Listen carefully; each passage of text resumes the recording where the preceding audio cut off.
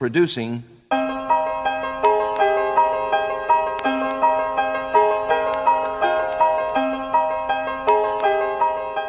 It's no secret that anarchists don't like states. In fact, we anarchists are generally defined by our rejection of and opposition to state institutions, such as governments, police, and prisons.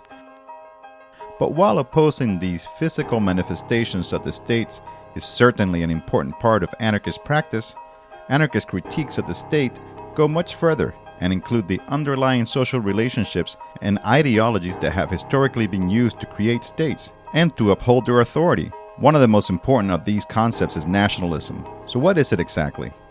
And what do anarchists have against it? Well, basically, nationalism is a kind of social glue that holds together people of different ethnic, tribal, linguistic, religious, and cultural groupings into a single defined population, linked to a specific geographic territory. The problem with nationalism is not necessarily that it's a glue. There are plenty of examples of organic nationalism, based on shared culture, language, and history, and in fact, many anarchists have been heavily influenced by and have even participated in struggles motivated by nationalism, such as the resistance waged by indigenous nations against their colonial oppressors, or the establishment in 1929 of the Shinmen Autonomous Zone by Chinese, Korean, and Japanese anarchists, fighting against Japanese imperialism.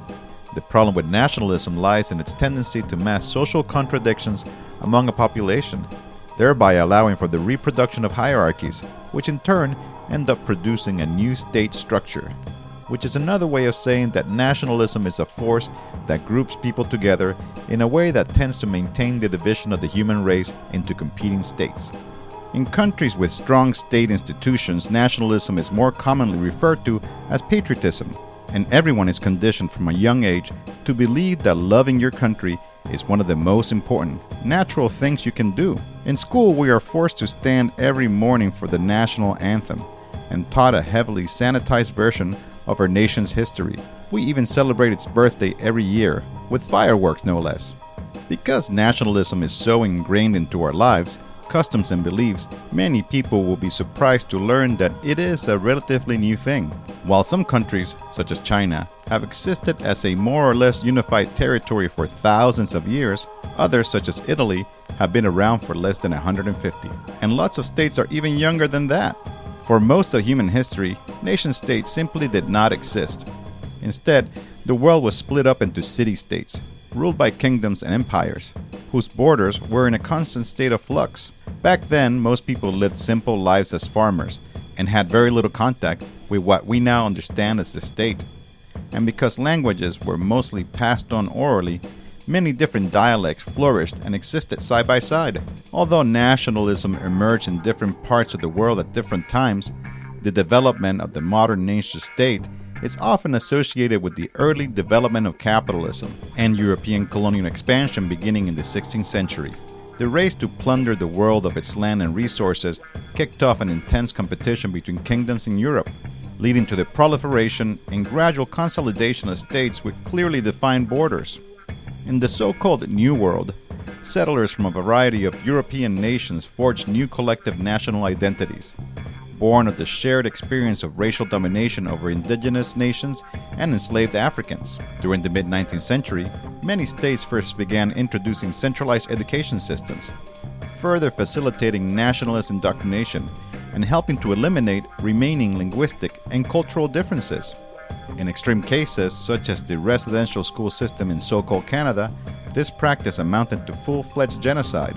Not content with their pillage of the Americas, European colonialists carved up Africa and the former Ottoman Empire into arbitrarily defined states, which in turn produced nationalist strongmen who brutally massacred linguistic and ethnic minorities such as the Armenians and the Kurds in the Middle East. Nationalism relies on grand, unifying narratives to bind populations together in pursuit of a common destiny. Whether this assumes the form of the individualistic pursuit of the so-called American dream or the Nazis' pursuit of the Third Reich, whether the heavily militarized ethno-religious protectionism of Israel or the totalitarian self-reliance of North Korea's Juche, nationalism provides an ideological framework for the manipulation and social control of large groups of people. It provides a sense of collective belonging and unity of purpose, while simultaneously helping to justify the massive application of state violence towards perceived others. Human history is awash in blood justified in the name of nationalism, from ethnic cleansing and genocide to aggressive wars launched in defense of abstract, emotion-laden concepts such as freedom or the glory of the fatherland. Rather than limiting ourselves to the narrow perspective of nationalism, anarchists put forward the competing concept of internationalism. This flows from the realization that borders and nations are artificial constructs meant to divide us, and that struggles for freedom and dignity waged anywhere in the world are deserving of our solidarity and support. That rather than fighting and dying in wars for the sake of the rich and powerful, oppressed people should unite to wage war against our common oppressors. And finally, that for humanity to reach its full potential and come together to confront the problems that we face as a species, we require nothing less than a global revolution.